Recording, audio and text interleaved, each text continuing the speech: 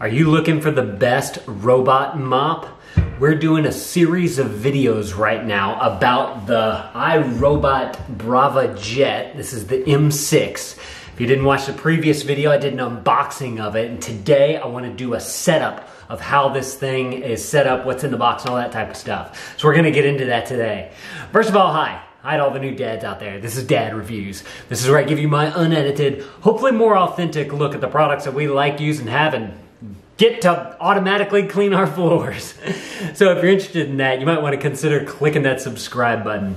So this right here is the iRobot Braava Jet right there. This is the new robot that we got. It's the new one from iRobot. If you guys want to check it out, I'll link it up down in the description below. You guys can go and read other people's reviews about it. Don't just take my word for it. I'm just literally one guy checking it out for the first time right now, and I figured that I would share my experience with you guys.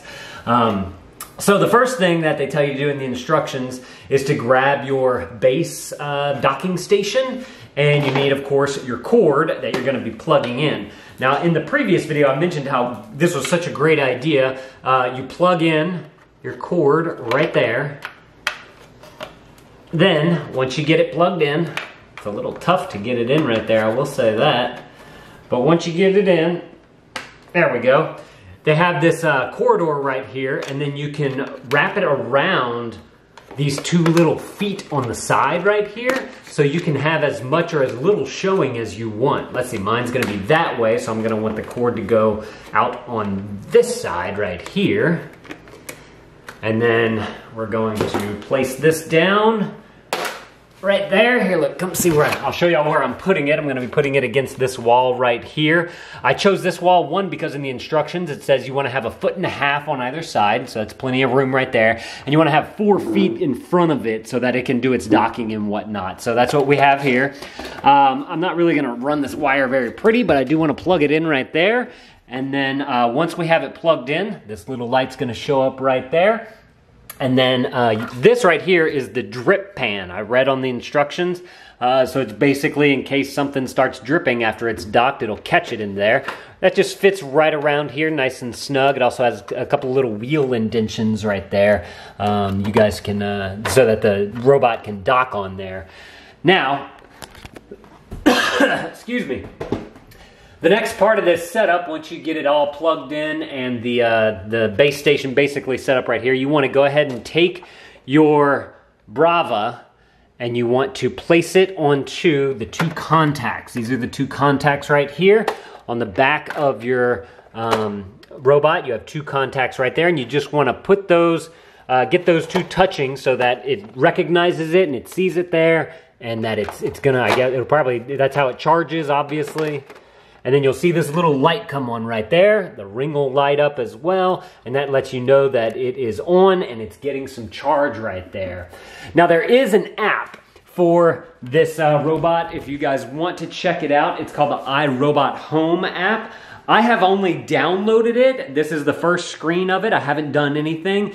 In the next video in this series, I'm gonna actually go through the entire app with you guys from a setup I can't talk, from a setup standpoint, and we'll kind of do that, make that another progression in the videos here. But what we have right now, we have our Braava setup right there. We got the power going to it. We got the app I showed you guys. Now, ooh, the light just went off. I wonder what that means. Maybe it's got a full charge. That'd be awesome. So now I want to show you guys how the pads work. So there's two different kind of pads here. These are the ones that come with it. This is a dry sweeping pad, and this is the wet mopping pad. I do plan on getting the washable ones. If you guys want to check those out, I'll link those up down in the description below. You guys can go and decide whether you want to do reusable or if you want to do the washable ones. Now, I was reading about the washable ones in the manual, and it says that you can wash them by hand,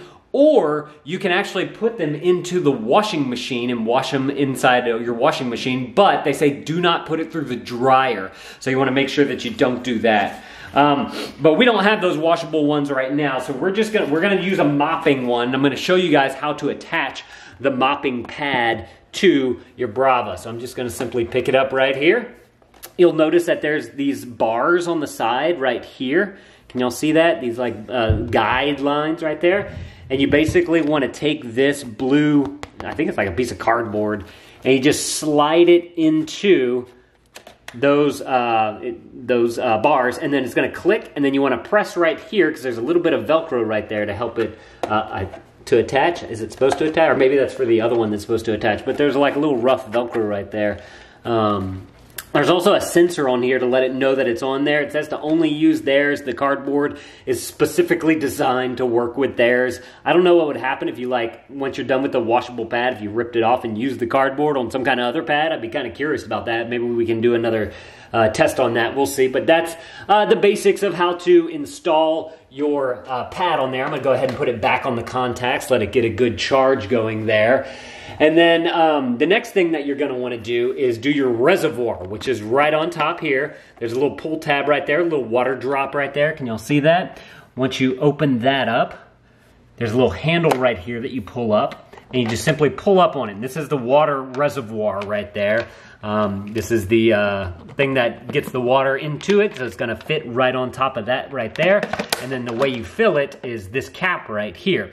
I was reading in the manual that you want to fill it up, and then you put 2 fluid ounces of the cleaner in there. This is a 4-ounce cleaner, so they give you two uses of right here. So basically you're gonna put half of this into the reservoir. Let's go ahead and do that. Let me take you guys on over here to the sink, and we'll get that set up so that we know exactly what we're doing here. So please excuse the dishes right here.